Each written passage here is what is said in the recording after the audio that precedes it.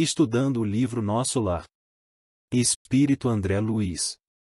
Psicografia de Francisco Cândido Xavier.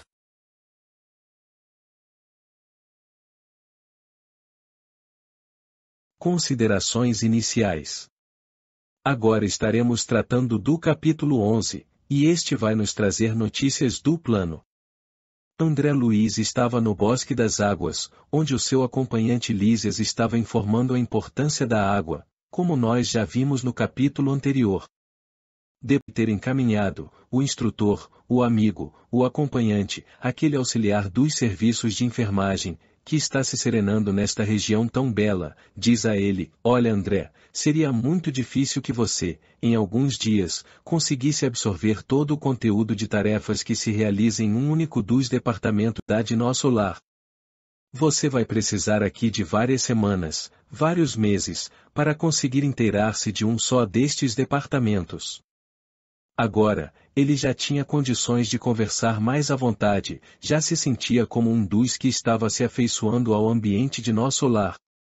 E é interessante que na conversa de volta, Lísias explica para ele sobre as colônias espirituais.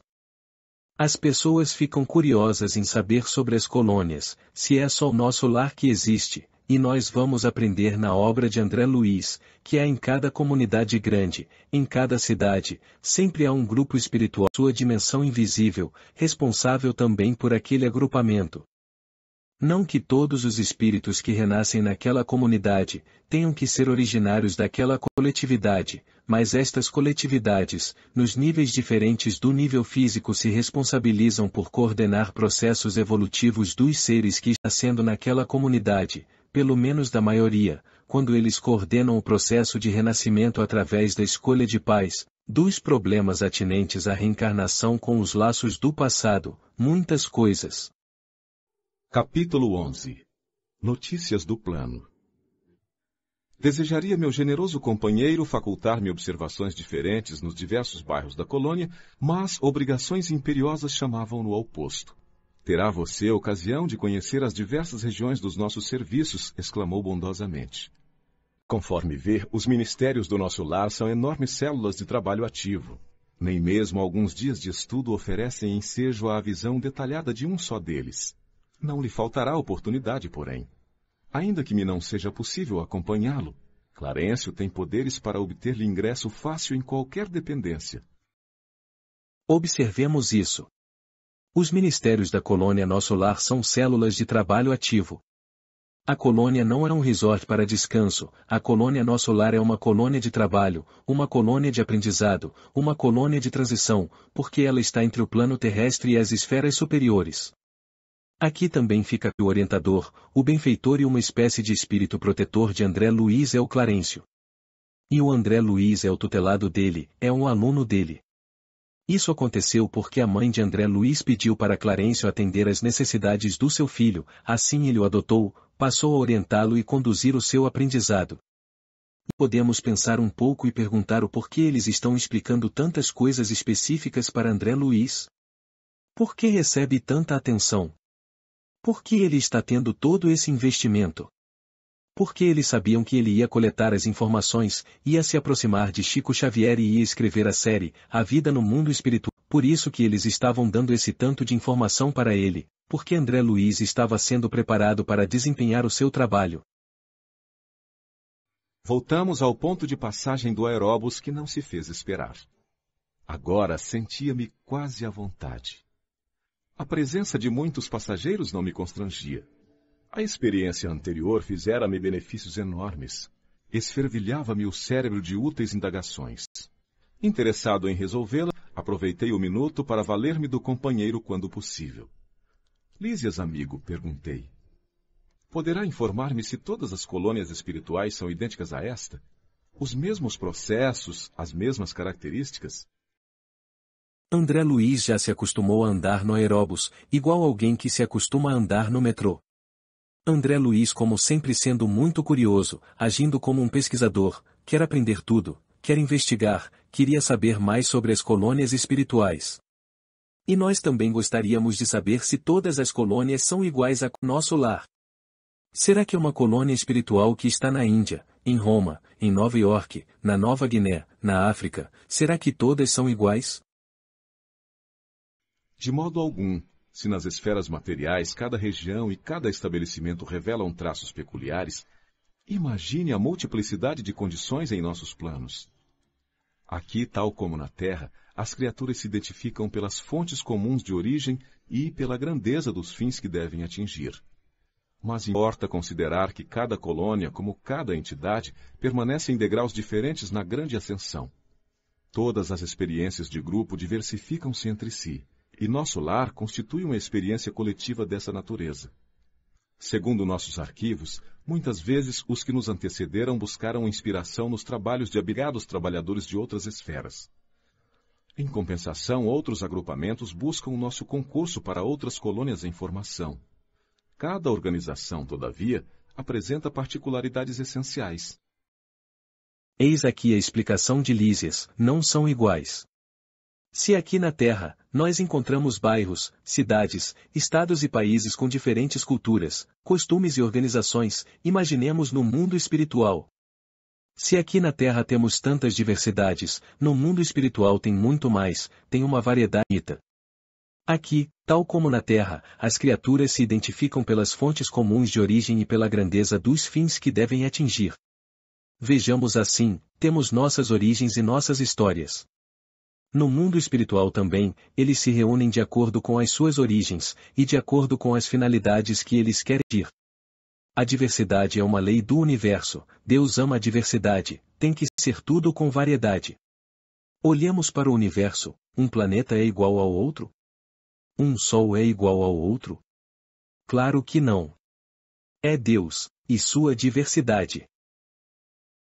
O intercâmbio também existe no mundo espiritual. Nosso lar buscou inspiração para sua formação em outras colônias, e outras também buscam concurso na colônia Nosso Lar para outras formações, mas cada qual mantém suas peculiaridades essenciais. Pensemos assim: quem vive nas colônias espirituais?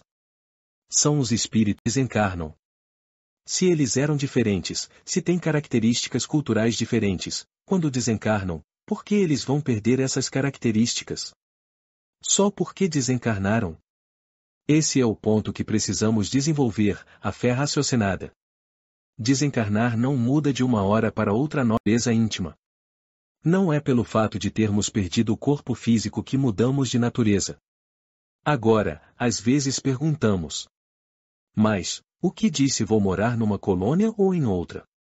E a resposta é: onde estão sua família espiritual? Onde estão os espíritos ligados a você? Você vai para o lugar onde estão os espíritos ligados a você. Esse é o critério. E possivelmente, é de lá que viemos. Assim, viemos de algum local que estão os espíritos ligados a nós, e vamos voltar para lá, vamos voltar para junto dos nossos familiares espirituais. Evoluímos em famílias espirituais. Está lá no livro dos Espíritos. Estamos aqui estudando o livro Nosso Lar, mas é importante ter o livro dos Espíritos, o Evangelho segundo o Espiritismo, as obras da codificação do lado para poder ir complementando as informações. Observando que o intervalo se fazia mais longo, interroguei: partiu daqui a interessante formação de ministérios?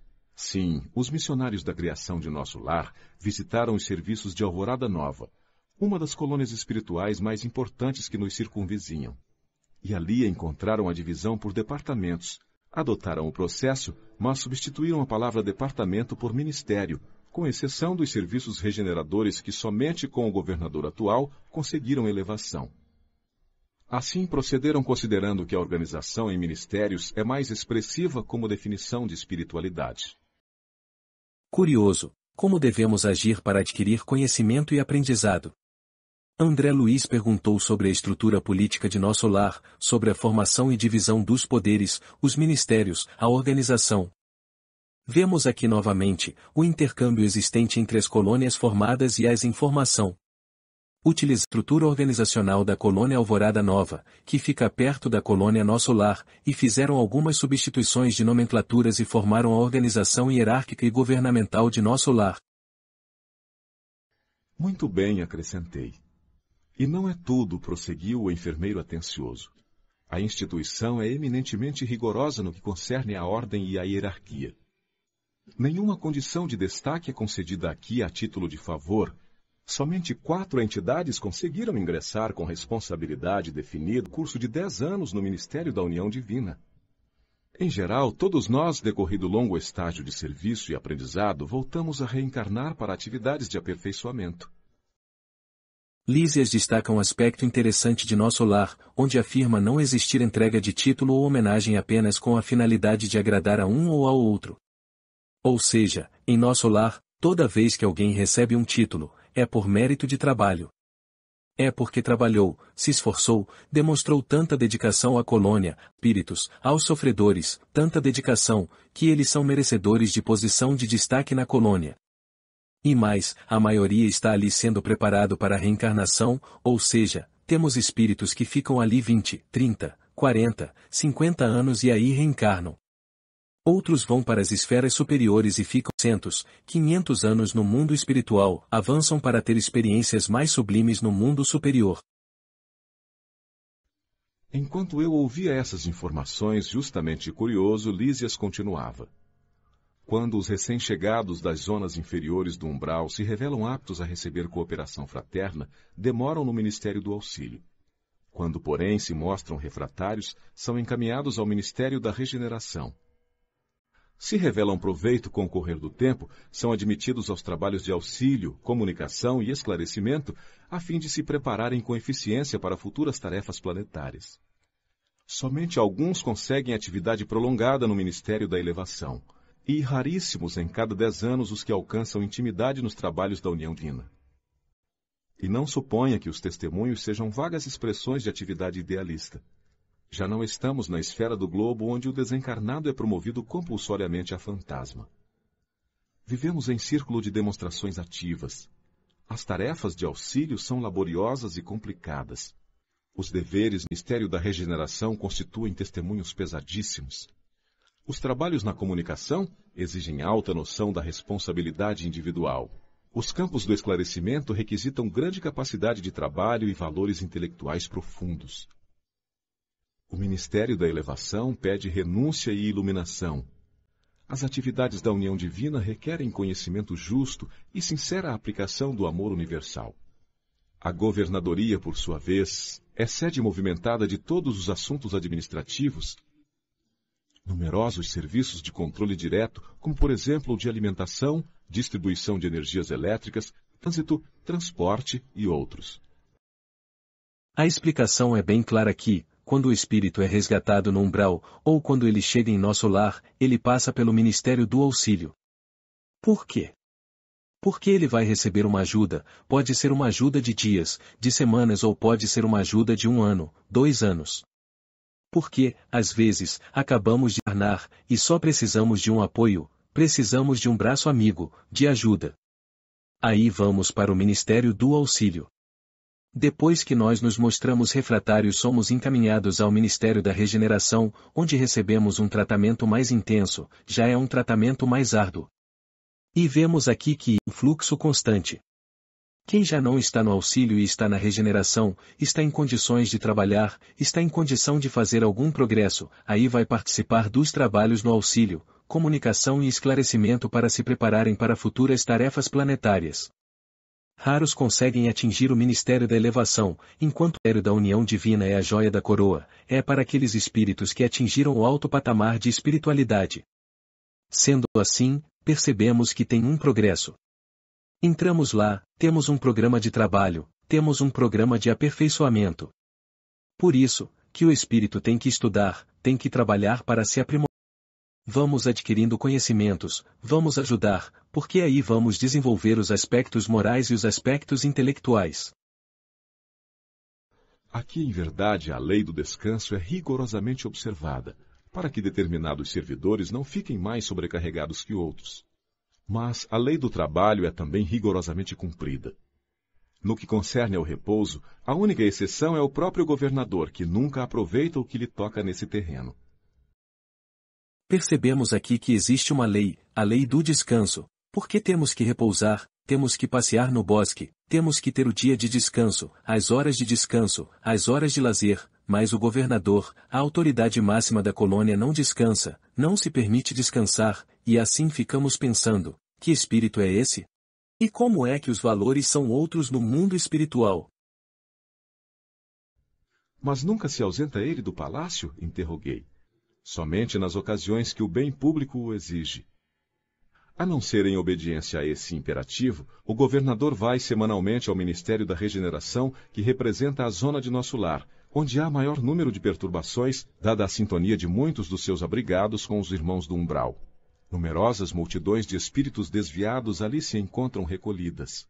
Aproveita ele, pois, as tardes de domingo, depois de orar com a cidade no grande templo da governadoria, para cooperar com os ministros da regeneração, atendendo-lhes os difíceis problemas de trabalho. Nesse mistério, priva-se às vezes de alegrias sagradas, amparando a desorientados e sofredores. O governador é um exemplo maravilhoso, é o que mais trabalha, não descansa, ele usa sua hora de lazer, para visitar o local mais difícil da colônia, o Ministério da Regeneração. Vemos que é totalmente o inverso aqui na Terra. Lá vale a frase que nós sempre ouvimos, quanto maiores os poderes, maiores as responsabilidades. Esses postos de comando na esfera superior exigem alta cota de sacrifício, de renúncia, de trabalho, de amor, de dedicação e de espiritualidade. Deixara-nos o aeróbus nas vizinhanças do hospital, onde me aguardava o aposento confortador. Em plena via pública, ouviam-se tal qual observara à saída, belas melodias atravessando o ar. Notando-me a expressão indagadora, Lísias explicou fraternalmente. Essas músicas procedem das oficinas onde trabalham os habitantes de nosso lar. Após consecutivas observações, reconheceu a governadoria que a música intensifica o rendimento do serviço em todos os setores de esforço construtivo. Desde então, ninguém trabalha em nosso lar sem esse estímulo de alegria. Nesse ínterim, porém, chegáramos à portaria. Atencioso enfermeiro adiantou-se e notificou. Irmão Lísias, chamam-no ao pavilhão da direita para serviço urgente. O companheiro afastou-se calmo, enquanto eu me recolhia ao aposento particular repleto de indagações íntimas. Ou seja, ninguém trabalha em nosso lar sem ouvir uma música tranquila, uma música Nesse gostosa, capítulo, uma música nos chama a inspiradora atenção sobre a utilização da música, a qual é definida por nossos dicionários, como arte técnica de combinar sons de maneira agradável ao ouvido, som agradável, harmonia, suavidade, ternura, doçura e muitos outros. Seu significado está relacionado, geralmente, aos bons sentimentos que se despertam na alma do ser humano, sentimentos esses que aproximam de nós influências espirituais elevadas, contribuindo com o nosso bem-estar material e, acima de tudo, espiritual. Certamente, falamos da música que traz uma mensagem elevada e que favoreça o equilíbrio interior de quem a escuta. A religião do amor universal ensina que vivemos em constante conexão com o mundo espiritual, uma vez que é essa a nossa pátria de origem, portanto, estamos corpo, mas somos espírito. Portanto, se nossos pensamentos, palavras e ações são pautados no bem, atraímos influências espirituais positivas. Se, no entanto, são fundamentados nos maus sentimentos, o resultado é correspondente, e aproximam-se de nós influências espirituais negativas. Trata-se da lei da atração, da qual nenhum ser humano está isento. Alguém talvez pergunte, qual o papel da música nesse contexto?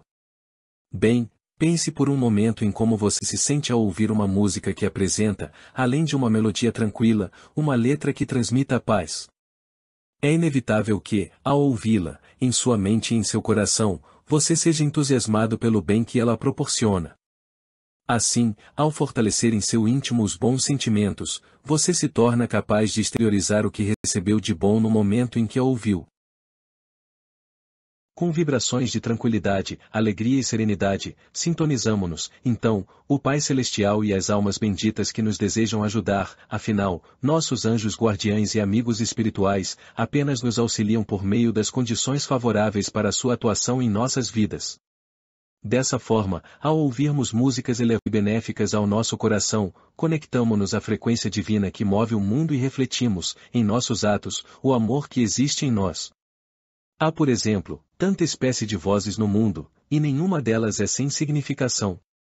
Segundo alguns pesquisadores no assunto, a música afeta o caráter e a sociedade, pois cada um é capaz de trazer para dentro de si a música que acaba influenciando nos pensamentos, nas emoções, na saúde, nos movimentos do corpo, etc.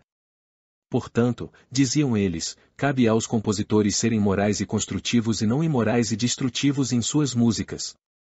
A influência da música é tão grande, que é constantemente sobre nós, acelerando ou retardando, regulando ou desregulando as batidas do coração, relaxando ou irritando os nervos, influindo na pressão sanguínea e no ritmo da respiração. É comprovado o seu efeito sobre as emoções e desejos do homem. Enfim, a música exerce um poder muito grande sobre nós, podendo positiva ou negativa.